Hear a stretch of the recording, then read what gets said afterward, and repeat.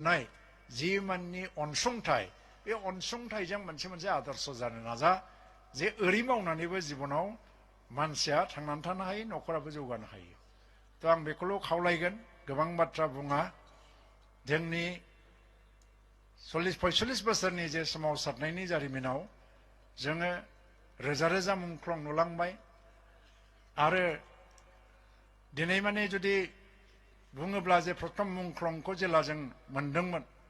एबसुनि आन्दलनाव बे समाव एनडिएफबिआ मुंख्लं जायाखैमोन रावबो मुंख्लं जायाखैमोन एनडिएफबिनिफ्राय बे मुंख्लं जानाया मा आजि बेखौ मुंख्लं होनो जों साननोबो हायाखैमोन जोंनि थाखाय बियो थैबाय जेला दैदेनगिरिफ्रा फैनानै जों फिसा फिसा वार्कार जे बे आन्दलनाव थैनाय मानसिखौ मुंख्लं बिमुं होयो अब्लासो जों आन्दाज मोनदों जे मुभमेन्टआव आन्दलनाव थैनानै थाङोबा जिउ बावोबा मुंख्लं नाम मोनो आच्छा मुंख्लं नाम मोननायालाय मा जों बेखौ बुजिया मुंख्लंनि उनाव मुंख्लंनि उनाव मुंख्लं एबसुनि आन्दलनावबो गासै प्राय 11,000-1100नि बारा मुंख्लं जालांबाय दा बे मुंख्लंफोरनि मर्यादाया मा बेखौ समावसो बुजिफैदों खारन जोंनि हिस्ट्रिखौ जों दा आलादा रायजो बिनायनि सोमावसारनायनि हिस्ट्रिखौ लिरनांगौबा मुंख्लंफोरनि बाथ्राखौ रायखाङागौमानि बे हिस्ट्रिया आबुं जानाय नङा तो ओंखायनो बिसोरनि मान मर्यादाया जेब्लायबो गोजौआव समाजा आफादा बेक्ति सासेया गोजौआव दोनबाल' जाया न'खराबो दोननांगोन बै न'खरफ्राबो दोननांगोन खारन मोनसे जिनिसखौ आं मा नुदों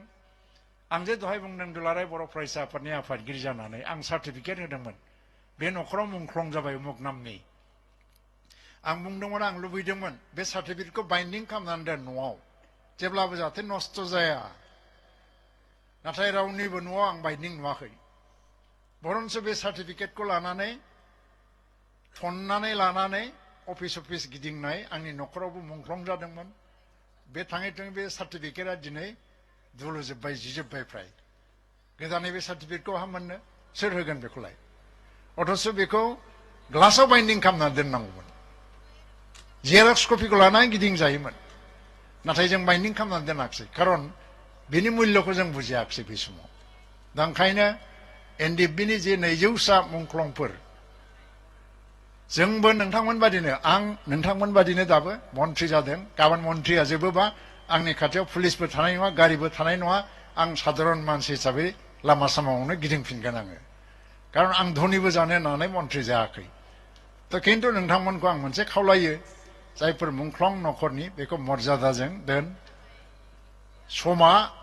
नोंथांमोननो न्याय होलांबाय थागोन समा नोंथांमोननो मदद होलांबाय थागोन समानो नोंथांमोननो मोनसे मर्यादाखौ होलांबाय थागोन गोजोन्थों बयनोबो खुलुमनाय जासिनानै दिनैनि दिनाव आंखौ फंनैसो बुंनो होनायनि जि खाबु बेखौ आङो बेखिनिखौ बुंबाय 200सानि नामफ्रानिफ्राय दंजोबो आं बुंला चिरांनिफ्रायनो बांसिन आरो क'क्राझारनिफ्राय सानै बाक्सानिफ्राय सानै उदालगुरिनिफ्राय साब्रै आरो चिरांनिफ्राय 12 जन थ' बेखिनिखौनो बुंनानै आंनि बुंनायखौ आं बाहायनो फोजोबबाय गोजोन्थों जोबोद जोबोद साबायखर थाबाय बेखिनियावनो जोङो आरोबाव आलासि सानैसो सिनायथि होबावनि जोंनि गेजेराव नुजाथिफैदों बिटिआरनि मानगोनां गाहाय खुंगिरि मुस्रि प्रमद बर' बिथांखौ गांसे आर'नाइजों बरायनो थाखाय खावलायबाय लोगोसेनो दंबावो जोंनि बर' थुनलाइ आफादनि मानगोनां आफादगिरि डक्टर सुरत नार्जारी बिथांखौबो गांसे आर'नाइजों बरायनो थाखाय खावलायबाय जोंनि गेजेराव दंफैबावो जोंनि तामुलपुर बियाबनि बारग' एमएलए मुस्रि सन्दी बसुमतारी सार बिथांखौबो गांसे आर'नाइजों बरायनो थाखाय खावलायबाय जोंनि गेजेराव नुजाफैदों एनडिएफबिनि मावथि सोद्रोमा बिथांमोना एनडिएफबि जानानै सोमावसारनायाव बाहागो लादोंमोन बिथां सिला बसुमतारी बिथांखौ गांसे आर'नाइजों बरायनो थाखाय खावलायबाय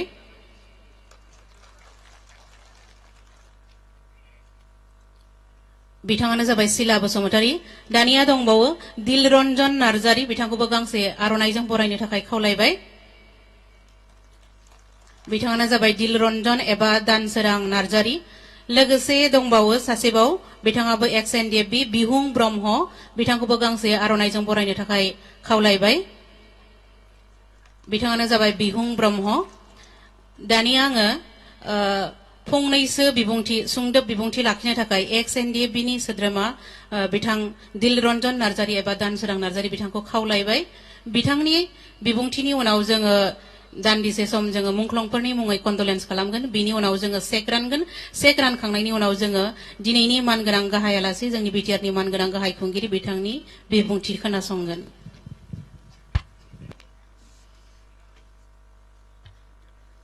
दिनैनि बे गोथार सान जोंनि थांनाय 27 जानुवारि 2020आव जे बिटिआर एकर्ड जानाय बे सानजों लोब्बा लाखिनानै लोगोसे दिनैनि बे जोंनि मुंख्लंफोरनि जे चेक राननाय बे चेक राननायाव बे गोथार हाबाफारियाव नुजाथिफैनाय जोंनि बिटिआरनि सिएम प्रमद बर' सार लोगोसेयैनो केबिनेट मिनिस्टार इउजि ब्रह्म सार आरो एमएलए जयन्त सार लोगोसे बर' थुनलाइ आफादनि डक्टर सुरत नार्जारि सार लोगोसेयैनो बे जौस्राङाव जिरायनाय रन्जित बसुमतारी इएम बिटिआर आरो जोंनि दाब दाब जायगानिफ्राय नुजाथिफैनो हानाय गोबाव सम आखायाव हाथियार लानानै गाव गावनि गोथार जिउखौ एबा दुंब्रुद थैखौ बावसोमबोनाय न'खरनि गासै न'खर नोंथांमोन आइ आफा बिब' बिनानाव नोंथांमोन लोगोसेयैनो बे गासै गोथार हाबाफारियाव नुजानाय आइ आफा बिब' बिनानाव नोंथांमोन थ' जों दिनै मोनसेया जाहैबाय जोंहा रंजानायनि सान आरो मोनसेया जाहैबाय जोंहा दिनै गोग्गानायनि दिन स' बे गोलाव सम हाथियार लानानै नांलांनायाव जोंहा जाय मुंख्लं न'खरनिफ्राय दिनै बे 5 लाखनि चेक जे मोनगोन बियो थारैनो जोङो बिटिआर सरकार लोगोसे आसाम सरकार आरो भारत सरकारखौ जों धन्यबाद होनांगोन आरो बेखौनो आङो सासे बारग' एनडिएफबिनि जानानै आङो खर' गंग्लायहरो दिनै जाय नोंथांमोनहा बे 5 लाखनि चेकखौ मोनलांगोन आङो खावलायनो लुगैदों जाय बिथांमोना गाव गावनि दुंब्रुद थैखौ जोंनो हारिनि बावलांबाय बिथांमोननि मुङाव 5 लाखनिफ्रायनो नांगौबा एसे एनै बासायनानैब्लाबो बिथांमोननि थाखाय न'खराव टम मोनसे फिसाब्लाबो लुनानै दोनोबा बियो जोंनि थाखाय नेरसोन जानानै थागोन होननानै आङो बुंनो खावलायदों आरो बे जारिमिना एबा बे जे मोनसे नेरसोन बे नेरसोना न'खराव अरायसम थाबाय थागोन आरो बेखौनो नोंथांमोना खावलायनाय बायदियै खामानिखौ मावगोन होननानै आङो मिजिंथिदों लोगोसेयैनो आङो बांद्राय गोबाव खालामला मानो होनना बुङोबा हाबाफारि गोबां दङ आङो गासैखौबो आंनि जांख्रिथायारि आगुनि जेसेबां लोगोफोर जिउ बावलांबाय आङो खनसेबाव खर' गंग्लायनानै आं आंनि बिबुंथिखौ एसेयावनो दोनथ'बाय गोजोन्थों दिलरन्जन नार्जारि बिथांनिसिम रोजा रोजा साबायखर थाबाय दानिया जोङो जायफोर जोहोलावजोफोरा बड'लेण्ड सोमावसारनायनि मुङै गावसोरनि जिउमाखौ बावलांबाय आगोमा जिउखौ बावलांबाय बै मुंख्लंफोरनि मुङै दान्दिसे सम जोङो सिरियै थानानै जोङो आर'ज गाबनो सानदों इसोरनि सेराव बिथांमोननि जिउमाया जाहाथे आलो गोजोनै थायो आरो जोंखौ बोर सास्रि हरो जों जाहाथे इयुनाव मोजां खामानि मावलांनानै गावनि मुंखौ आरजिनो हायो समा 1 मिनिट जुरिबाय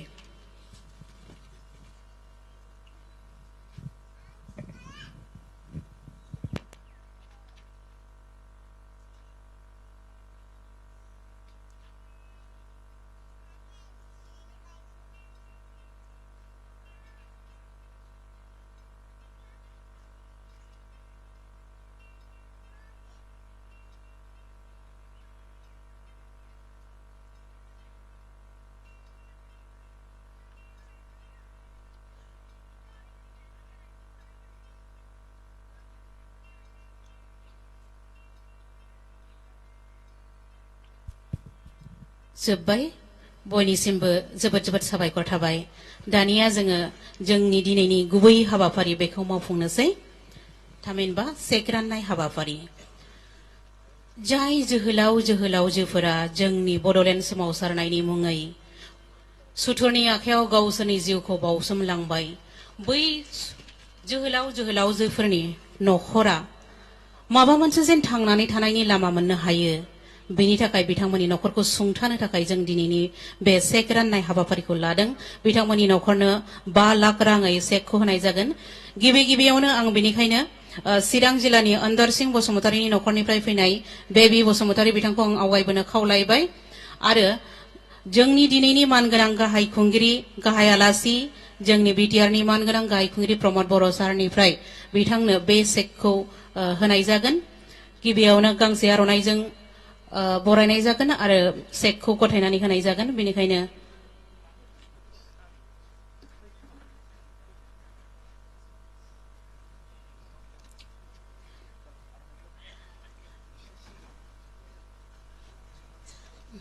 बेनि उनाव दङ जोंहा लाफाश्री नार्जारी बिथांखौबो आङो आवगायबोखानो थाखाय खावलायबाय बिथाङानो जाहैबाय मुंख्लं अन्धर सिंह बसुमतारीनि बिफा बेबी बसुमतारी बिथाङा चिरां जिल्लानि बयबो आखाइ खबनानै हो जोंखांथों बिथांनि नखर गोजोन जाथों मुंख्लंनि जिउमा बेनि उनाव फैगोन जोंहा चिरां जिल्लानिफ्रायनो मुंख्लं आर्टिस्ट नार्जारीनि नखरनिफ्राय लाफाश्री नार्जारी बिथांनो आङो इउजि ब्रह्म सारनि आखाइनिफ्राय बे सेकखौ होनो थाखाय खावलायबाय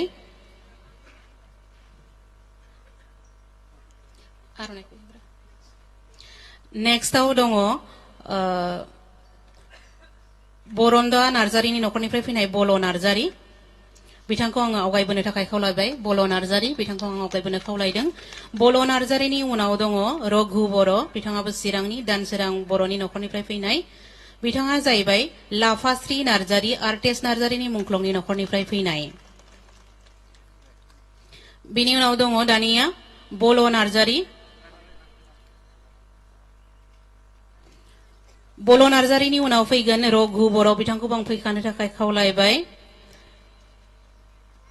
बिथांखौ आङो जोंनि मावफुं सोद्रोमा फेरें रनजित बसुमतारी सारनि आखाइनिफ्राय होनो थाखाय खावलायबाय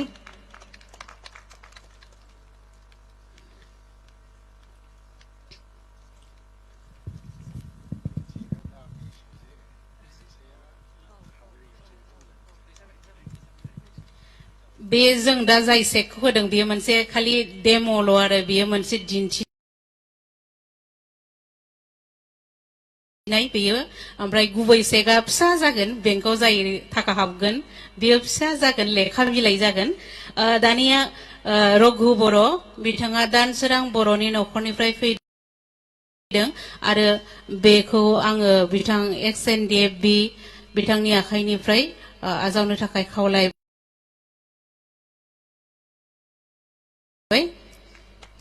नेक्स्टआव दङ कनिका बरगयारी गोविंद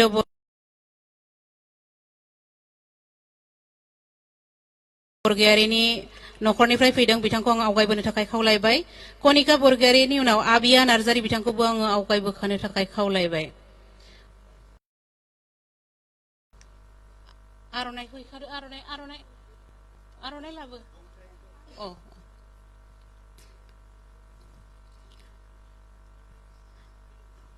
बिथाङा जाहैबाय कनिका बरगयारी गोविंद बरगयारीनि नखरनिफ्राय फैदों बिथाङाबो चिरां जिल्लानि बिनि उनावनो दङ आबिया नार्जारी बिथांखौबो आङो आवगायबोखानो थाखाय खावलायबाय आबिया नार्जारीनि उनाव फैगोन चिन्तन गयारी बिथांखौबो आङो आवगायबोखानो थाखाय खावलायबाय जौसाङाव थानाय आलासि बिथांमोनखौ आङो फारियै बे सेकखौ रानबाय थानो थाखाय खावलायबाय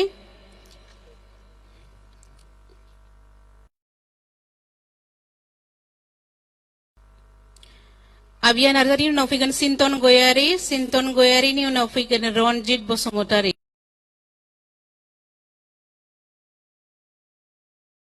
बिथांमोनखौ आङो लान्थ्रियै फैखानो थाखाय खावलायनाय जाबाय रनजित बसुमतारी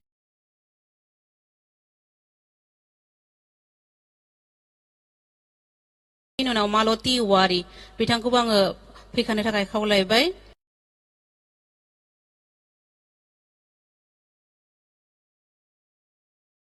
दानिया सिन्टन गयारी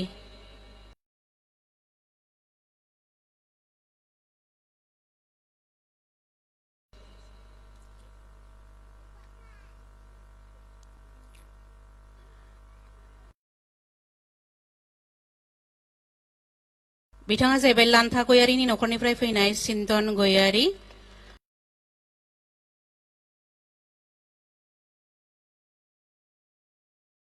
बिथाङाबो चिरां जिल्लानिनो। बिनि उनाव दङ लेरख बसुमतारीनि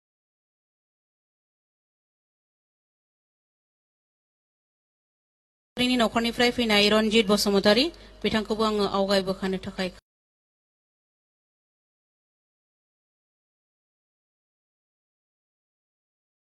खावलायबाय।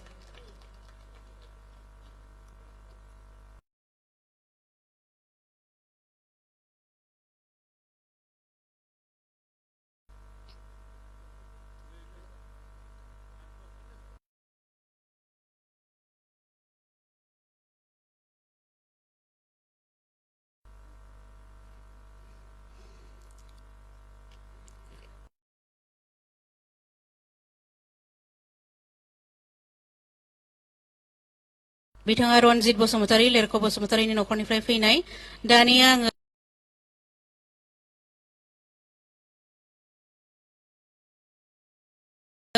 खावलायहरदों मालती औवारी मधुला बसुमतारीनि नखरनिफ्राय फैनाय। बिनि उनाव फैगोन गहिन बर'नि नखरनिफ्राय दिपाली बर' बाक्सा जिल्लानिफ्राय। बिनि उनाव फुकन बर' बिथांमोनखौ आङो आवगायबोखानो थाखाय खावलायबाय। बिथाङानो जाहैबाय मालती औवारी मधुला बसुमतारीनि अनजालि बिसि चिरां जिल्लानिफ्राय फैदों। बे चेकखौ बर' थुनलाइ आफादनि आफादगिरि बिथांनि आखाइनिफ्राय आजावनो थाखाय खावलायबाय।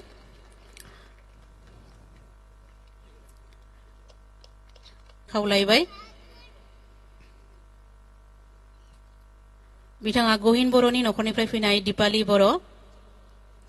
नेक्स्टआव दङ लाम्बेर बर'नि नखरनिफ्राय फैनाय फुकन बर' आरो बिनि उनाव दङ अनन्त दैमारिनि नखरनिफ्राय फैनाय नन्देश्वर ब्रह्म। नन्देश्वर ब्रह्म बिथांखौबो आङो आवगायबोखानो थाखाय खावलायबाय। बिथांमोनहा बाक्सा ब्रह्म आरो बिनि उनावनो दङ रेजिया सुगुनारी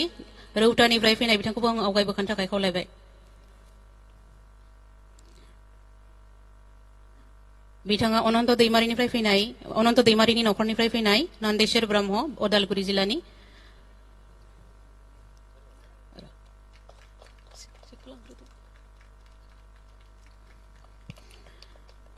दानिया रेजिया सुगुनारी बिथाङा रौतानिफ्राय फैदों। बिथाङा वाग्रांसु दैमारिनि अनजालि बिसि। बिनि उनाव फैगोन जयद्रात दैमारिनि बिफा करकेश्वर दैमारी।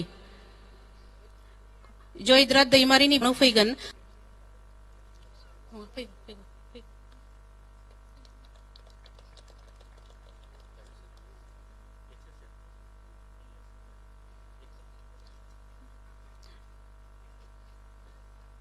दन्दाना बिथाङा खरगेश्वर दैमारी जयद्रात दैमारिनि जाहोनाव दा बिथांनि बिफानो बे चेकखौ गथायनाय जाबाय। दानिया जोबथा दंबावो मनजित बसुमतारीनि नखरनिफ्राय दन्दा बसुमतारी। दन्दा बसुमतारी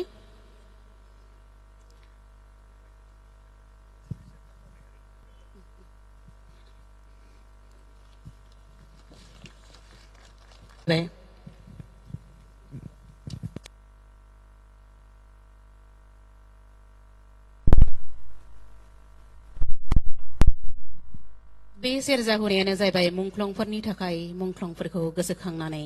मानो होनोब्ला मुंख्लंफोरखौ जों माब्लाबाबो बावनानै थाङा, बिसोरनि बिहोमाखौ जों माब्लाबाबो बावा।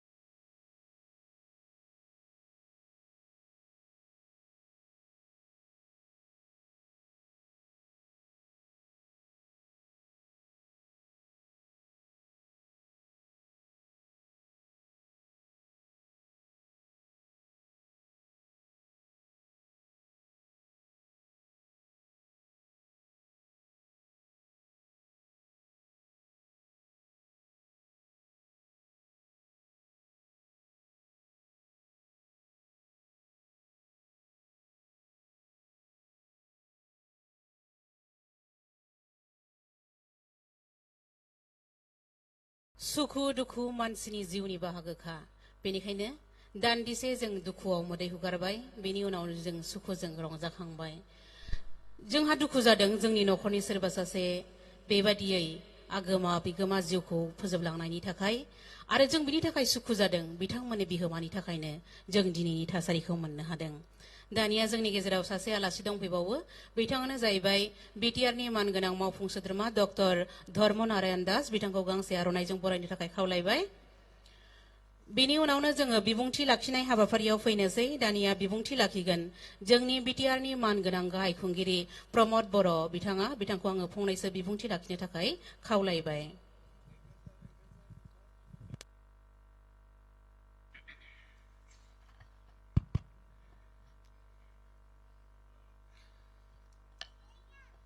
दिनै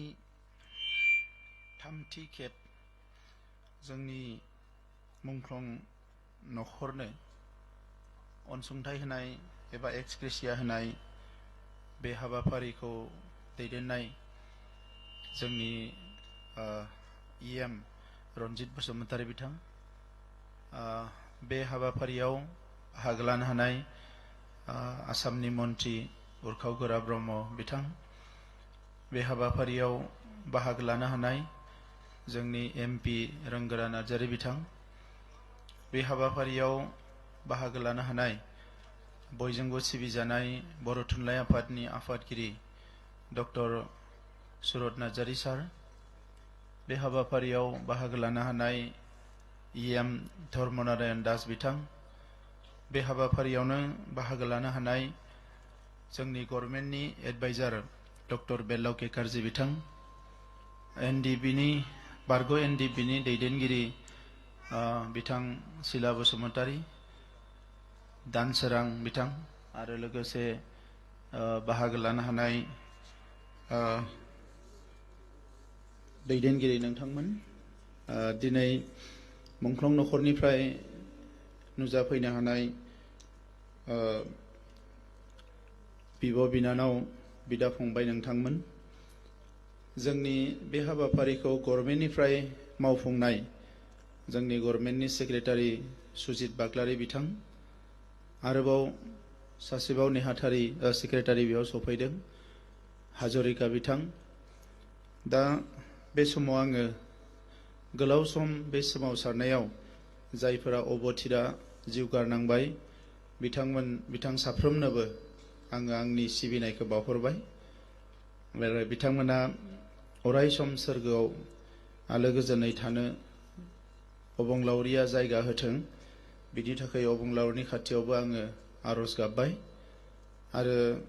बिथांमोन जाय मुंख्लं बिथांमोना हारिनि थाखाय गावखौनो बावलांबाय बिथांमोननि मोनफ्रोमबो न'खरनिसिम आंनि गोसो गोरबोनि सिबिनायखौ आङो बे समाव बयनोबो बावहरनाय जाबाय दा माखासे बुंनांगौ बाथ्राफोरखौ जोंनि इएम बिथां मन्त्रि बिथां आरो बारग' एनडिबिनि दैदेनगिरि बिथांमोना बुंलांबाय आङो गुसुङै फंनैसोल' बाथ्रा बुंनो सानदों मुंख्लंआ हारिनि मुंख्लं जानायनि सिगाङाव सोरबा एनडिबिमोन बिएलटिमोन एबसुमोन नाथाय मुंख्लं जानायनि उनाव बियो हारिनिनो मुंख्लं जायो दा बे हिसाबै जोंनि हारियाव दिनै जिखिनि मुंख्लं जालांबाय बर' थुनलाइ आफादनि रमान स्क्रिप्टनि सोमावसारनायाव दुलाराय बर' फरायसा आफादनि आलादा रायजोनि सोमावसारनायाव बिएलटिनि सोमावसारनायाव आरो एनडिबिनि बे गोलाव सम सोमावसारनायाव जिखिनि मुंख्लं जालांबाय बिथांमोना जोंनि हारिनिनो मुंख्लं आरो बिथांमोनखौ बयबो सिबिनांगौ बेवहाय सोर मा आफादनि सोर मा हान्जानि बेजों खोथा गैया बेखौ बिथांमोनखौ बयबो सिबिनांगौ बर' हारिनि जारिमिना सेक्रिफाइसनि जारिमिन बावसोमनायनि जारिमिन माखासे सुबुङा माखासे थासारिखौ नुखानानैबो बियो गोसोखौ दाद खालामनानै हारिनि बाथ्राखौ साननानै दावहायाव बारसोमनायखायसो बर' हारिया BSc BTC आरो दायो BTR मोननो हादों। दा बे जायफोर बावसोमनो हाग्रा बै बावसोमनो हाग्रा गोसोनि थाखायनो दिनै जोंनि हारिया बे उदां मोनसे थासारिखौ मोननो हादों। दा बेनिखायनो बे जारिमिना जाहाथे अराय सम गोजोर जानानै थायो, फैबाय थानाय जेनेरेशना, फैबाय थानाय जोलैया आथाला बे बाथ्राफोरखौ मिथियो, बेखौनो नोजोर होनानै जोङो नैबे गोरोबथायाव मोनसे बड'लेण्ड मुभमेन्ट मेम'रियेल मिउजियाम होननानै मोनसे प्रजेक्ट एबा मोनसे बिथांखि जों लाखिदों। सालबारिनि मोनसे जायगायाव अलरेडि हाबो मोननाय जाबाय। दा बेवहाय जागायजेननायनिफ्राय दासिम जेसेबां बर' हारिनि मुंख्लं जालांदों बयनिबो मुङा बे मेम'रियेल मिउजियामाव थागोन आरो बिथांमोनखौ अराय सम जायनो गोसो बेनो फैनानै सिबिनो हागोन। जेरै इन्डिया गेटआव थाङोबा भारतनि जेसेबां शहीद दोङो बेसेबा गिदिर खाम्फायाव बिथांमोननि मुङा लिरनाय दंजोबो। थिग बेबायदिनो जोंबो जोंनि रमान स्क्रिप्टनिफ्राय लानानै दासिम जेसेबां मुंख्लं जालांबाय बिथांमोननि बे मिउजियामाव बे मुङा थाजोबगोन, जाहाथे सोरनियाबा गावनियाव गोमायोब्लाबो बेवहाय फैनानै बेखौ मिथिनो हायो। दा बे खामानिखौ जोङो मावफुंनो आखायाव लादों आरो बेजों लोगोसे बे मिउजियामावनो गुबुन गुबुन सोमावसारनायनि मडेल जों माखासे बानायनो सानदों। जे उदांस्रि भारतआव बर' हारिया बोरै जागायामोन, बै समनि PTC एबसुनिफ्राय लानानै जेसेबां जि जालांबाय बे गासैखौबो बे मिउजियामाव दोननो थाखाय जोङो माखासे डिजाइन बानायगासिनो दङ, जाहाथे मुलुगनि मानसिफ्रा फैयोबा बेवहाय थाङोबा बिथांमोना नुनानै बुजियो जे बे हारिया बोरैहाय दिनै थांनानै दङ, गावनि थामोनथा, गावनि सिनायथि, गावनि सोदोमस्रि बे गासैखौबो फोथांनानै लाखिनो थाखाय बेसेबां सेक्रिफाइस खालामनो गोनां जाखो बेखौ जाहाथे मुलुगनि मानसिफ्रा मिथियो। दिनै आं थांनो मोनाखै, नाथाय खोनादों भियेटनामफ्राव भियेटनाम जुद्धनि मिउजियाम दङ। गुबुन गुबुन हादोरफ्राव बेबायदिनो मिउजियामखौ बयबो बानायनानै दोनदों। दा बे मिउजियामखौनो जोंबो जाहाथे बानायनानै दोननो हायो, मानोना फैगौ समनि दावहाया थांखांनाय समनि दावहा बायदि जानाय नङा। सिलाय लानानै पुलिसफोरजों गावलायनाय, माखासे होसोलायनाय बेबायदि दावहा जानाय नङा। फैबाय थानाय समनि दावहाया बेयो मेलेमनि दावहासो जागोन। दा बेनिखायनो गोदान जोलैया जाहाथे बेखौ मिथियो बेखौ जोङो नोजोर होगोन। दायो जोंनि सरकार फैनायनि उनाव जोङो गिबियाव 40 मुंख्लंनो होनाय जादोंमोन भारतनि नखर मन्त्रि अमित शाहनि आखाइजों। बिनि उनाव 201 होनाय जादों आरो दिनैनि लिस्टआव जोंहा 200 दङ आरो बेनिफ्राय 191 सेंसन जानानै दंबावो। गासै 632 जोङो मुंख्लंफोरनो होनो हासिगोन। दा बेवहाय माखासे लिस्ट दंबावो। NDBनि बेलायाव जेरै बे लिस्टआ ओरैबायदि जादों कि गोबां मुंख्लंफोरनि पस्टमर्टम रिपर्ट गैया, थानायावबो FIR गैया, केसबो रेजिस्टार्ड गैया। दा बेवहाय बेफोरखौ नागिरनायावनो गोबाव जादों आरो बेखौ नागिरनो थाखाय गेजेर ससेयाव एसे थाद'नाय बायदि जादोंमोन। दा दानसोरां बिथांमोना खस्थ' खालामनानै बेखौ नागिर बुथुमनानै लाबोदों। दा बेखौ एगेन स्क्रुटिनि खालामगोन, गभर्नमेन्टआबो नायगोन, दैदेनगिरिफ्राबो नायगोन आरो मुंख्लं जानांगोन। मुंख्लंनि माना बयनिख्रुइबो गोजौआव। दा बेनिखायनो बे मुंख्लंफोरखौ स्क्रुटिनि खालामनाय खामानिखौ मोजाङैनो मावनो थाखाय आङो बिथांमोनखौ खावलायदों। NDBनि माखासे दैदेनगिरिफोरखौ एबा मावथिफोरखौ जों सिनायनाय नङा, मानोना जों एबसुमोन हिसाबै NDBनि दैदेनगिरिफ्रानो सिनायनानै होनांगोन। दा बे हिसाबै बे खामानिखौ जोङो गोसो होनानै मावनांगोन। आङो दिनै जिखिना मोनबाय, माखासे जोंहा दायो अनलाइन जाजोब्बाय, बेंकनि खामानिफ्रा ट्रेजारिनि खामानिफ्रा दा नंखायनो बेखौ अनलाइनसो जागोन दानिया जायखिजाया चेकफोरानो एकाउन्टआव हाबनाय बे सिस्टेमसो जागोन दा बेवहाय जास्ट बेनिखायनो जेखौ डेमि चेक होननानै बुङो दामि चेक दा बैयो मोनसे डेम' दिनै फर्मेलि जोङो मुंख्लं न'खरखौ जोङो मोनसे रेसपेक्ट होनो होननानै बेवहाय मान होनो होननानै एबा बाथ्राखौ मिथिनो थाखाय हांख्रायनाय जादों दा बे हिसाबै जिखिनि जोंहा फैदों गुबुन गुबुन डिस्ट्रिक्टनि दङ मैयानिफ्रायनो नोंथांमोना एसे खस्थ' खालामनानै फैदों दा बे हिसाबै जोंहा जायफ्रा खामानिखौ मावगासिनो दङ बिथांमोना बुंदों जे जेसेबां हायो थाबैनो बेखौ स्क्रुटिनि खालामनानै नैबे साननैसोआव अफिसाबो कन्टिनिउ बन्द जाबाय थादों दा बे हिसाबै अफिसा मोजां सोलिनाय लोगो लोगोनो बे जिखिनि 5 लाख मोननांगौ बेखौ माबायाव एकाउन्टआव बेखौ सोनाय जागोन दा नंखायनो नैबे सप्तासेनि समाव आङो जायफ्रा खामानि मावबाय थादों बिथांमोनखौ खेबसेबाव फिन बे चेकबुक मा होनो बेखौ एकाउन्ट बुक बायदिसिनाफोरखौ एसे नायफिननो थाखाय आं खावलायदों जाहाथे गोरोन्थि जाया दा नेक्स्ट फेजआ जाहैगोन जोङो मार्चफोरनि गेजेराव आरोबाव 790 होगोन नैबे 200खौ होखांनायनि उनाव बिनि उनाव आरोबाव 600निख्रुइ बांसिन एप्रुभ जानानै दङ आसाम सरकारनाव दा बेखौबो जों नायगोन दा बै 600खौ होनो हायोबा जोंहा 1200निख्रुइ बांसिन मुंख्लंफोरनो जों होनो हागोन आगोलनि सरकारनि समाव 300ल' होनो हादोंमोन बिथांमोना 17 बोसोराव मा जेंनानि थाखाय होनो हायाखिसै बेखौ मिथियासै दुलाराय बर' फरायसा आफादनि बै सोमावसारनाय समनि मुंख्लं 1135 जन बिथांमोनाबो मोननांगौ जानानै दङ दा बेनिबो सावरायनाया जाबाय थादों आसाम सरकारजों आरो आसाम सरकारनिफ्राय क्लियार जे जेब्लानो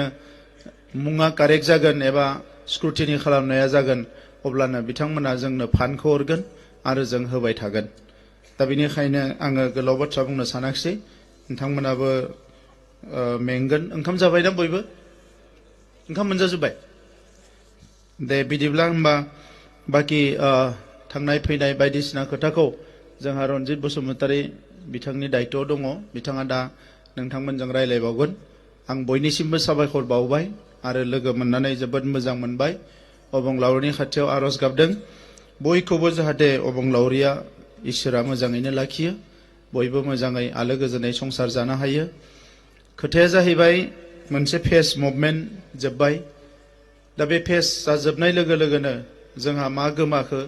मा थाखो मा बायखो मा जिखो बेखौ जोङो मोनसे नायनानै लानो गोनां जायो दा बिएससि मोननायनि उनाव बोसोरथाम जिरायथ'दोंमोन बिटिसि मोननायनि उनाव 2003 मायथाइनिफ्राय 2010 मायथाइसिम जिरायथ'नाय जाबाय दा जोङो बिटिआर मोनबाय बे बिटिआरनि गेजेरजों सानजाहा गामि सोनांगोनि बाथ्रा दङ फरेस्टनि हाखौ मोननोनो गोबां सोमावसारनो गोनां जाबाय सनितपुर बिश्वनाथाव नाथाय दायो जेब्ला जों 3 बोसोराव नैबे सरकार फैनायनि उनाव गोबां स्पिडआव खामानिया जादों आरो बै डिस्ट्रिक्ट मोननैनि दुलाराय बर' फरायसा आफादा माखासे मानसिफोरखौ लाफानानै गोबां प्रेसाराव दोननायलाय सनितपुर बिश्वनाथनि हाया थाबैनो जागासिनो दङ आरो जिखिनि आद्रा दङ बेखिनिया थाबैनो जागोन होननानै आं मिजिंथिदों बे हाया जाजोबबानो बे गामि सोसननायाबो जोबोद क्लियार जागोन मानोना बे एरियाखौ आगोलाव हा जायगायाव नो मेन्स लेन्ड मानसि गैयि जायगा होननानै हमनाय जादोंमोन दा जेब्ला हाया जागोन लेन्ड टाइटेल मोनगोन अब्लासो बेवहाय मोनसे आइडेन्टिफिकेशन फैगोन जे बे गामि जाबाय होननानै दा हाया जानायनि उनाव लासैनो बेखौ रेभिनिउ भिलेजाव सोलायनांगोन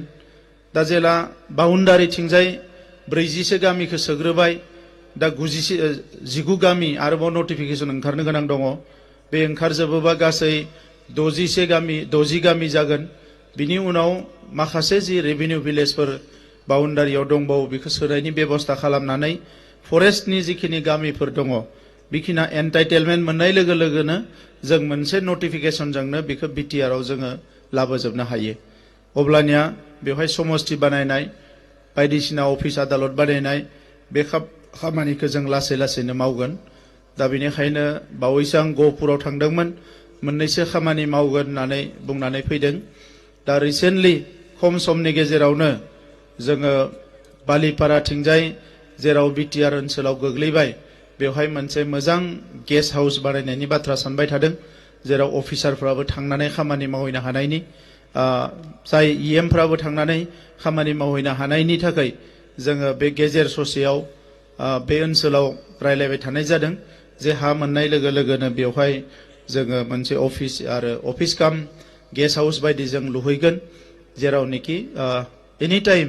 जोंनि लिडारफ्रा थांना थाहैनो हानाय खामानि मावनो हानाय रायजोफ्राबो लोगो हमफैनो हानाय बेबायदि बेबस्थाया जागोन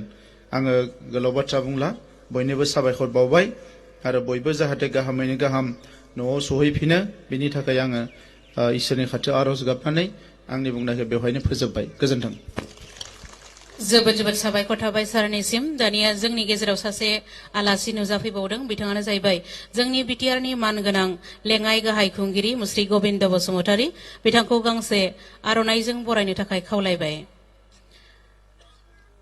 जोंनि हाबाफारिया फ्राय जोबनाय बायदियानो नाथाय जाय जाय मुंख्लं न'खरनिफ्राय फैदों बिथांमोननि थान्दैफोरनो जोङो सेकजों लोगोसे आर'नाइजों बरायगोन आर'नाइ आरो सेकखौ जोङो गथायगोन बिथांमोनखौ जोङो ओंखायनो दान्दिसे जिरायथ'नानै थानो थाखाय खावलायबाय जायखिजाया दिनै ब्रैथि बिटिआर गोजोन गोरोबथा सान फालिथायजों लोब्बा लाखिनानै जाय मुंख्लं न'खरफोरनो जोङो बे राङारि अनसुंथाइ 5 लाखनि सेक राननाय हाबाफारिखौ मावफुंनो हाबाय बे हाबाफारियाव नुजाफैनाय गासैबो आलासिफोर माननि आलासिफोर लोगोसे मुंख्लं न'खरनिफ्राय नुजाफैनाय साफ्रोम दैदेनगिरि नोंथांमोननिसिम जोङो जोबोद जोबोद साबायखर बावबाय नोंथांमोना गोबाव सम नेनांबाय थेवबाबो नेनायनि फिथाइया गोदै जायो जोबथा बुब्लियाव जोंना गोबां आलासिफोर फैनानै नोंथांमोननो बे सेक राननाय हाबाफारिखौ मावफुंनानै होफैबाय नोंथांमोनजों गोबां बाथ्रा रायज्लायबाय बिनि थाखाय बिथांमोननिसिम रोजा रोजा साबायखर थाबाय आरो नोंथांमोनाबो नेबाय थानायनि थाखाय नोंथांमोननिसिम जोबोद जोबोद साबायखर थाबाय जोंना इएम सार बिथाङा फंनैसो बाथ्रा बुंबावनो नागिरदों जोंहा दहाय सासे थालांदोंमोन मिथिंगा बसुमतारी बिथांनो जोङो सेक राननाय हाबाफारिखौ जोंनि बिटिआरनि मानगोनां लेङाइ गाहाय खुंगिरि गबिन्द बसुमतारी सारनि आखाइजों मावनो नागिरदों बेनिखायनो मिथिंगा बसुमतारी बिथांखौ जोङो आवगायबोनो थाखाय खावलायबाय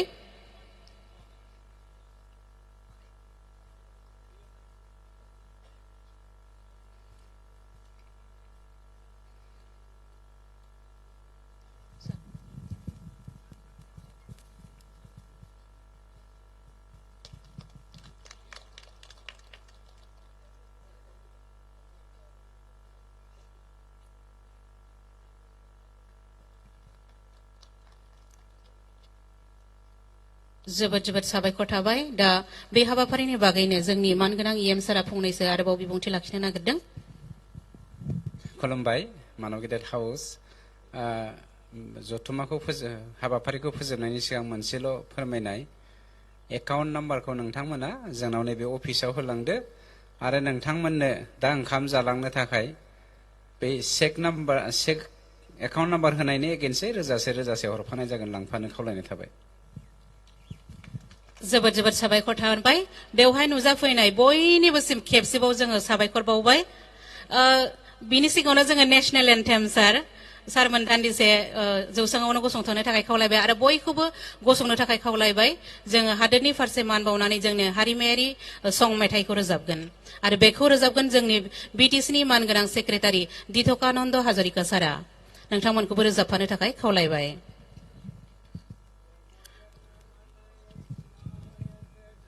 हे भारत भाग्य विधाता पंजाब सिंधु गुजरात मराठा द्राविड़ उत्कल बंगा विंध्य हिमाचल यमुना गंगा उच्चल जलधि तरंगा तब शुभ नामे जागे तब शुभ आशीष मागे गाहे तब जय गाथा जन गण मंगलदायक जय हे भारत भाग्य विधाता जय हे जय हे जय हे जय जय जय जय हे जय हिंद जय हिंद बयनिसिमबो साबायखर थाबाय दानिया जोङो आलासि बिथांमोननो जोङो मान बावनाय आरो थांनाय फैनायनि खरसा होनाय खामानिखौ मावबाय थागोन बे जोंना खामानिया सोलिबाय थागोन बे खाबुआवनो सालाकाटि